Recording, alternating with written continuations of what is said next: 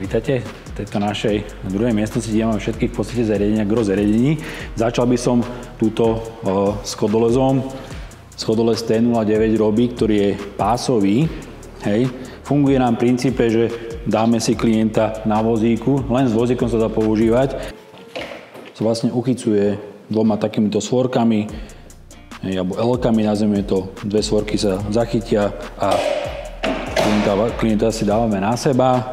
A teraz za pomoci buď koliesok, kde sa vieme pohybovať, vieme s ním točiť, alebo teda už potom priamo vieme s ním ísť na schodisko za pomoci dvoch pásov. Funguje to princípom, že ten pás sa zarezáva do hraníc schodiska, tým pádom sme bezpečí, že nepadneme, nešmykneme sa, nemáme teda kam ujsť a samozrejme teda v plnom bezpečí sa dostávame z bodu A do bodu B. Pre osoby, ktoré majú problémy s mobilitou, je toto jedna z najzákladnejších pomôcok. Výhodou je, že schodolez je prenosný, čiže nie je potrebné ho niekam inštalovať. Ak handicapovaná osoba často chodieva či už do zdravotníckych zariadení, alebo za kultúrou, do knižnice, na návštevy, môže si tento schodolez zobrať so sebou.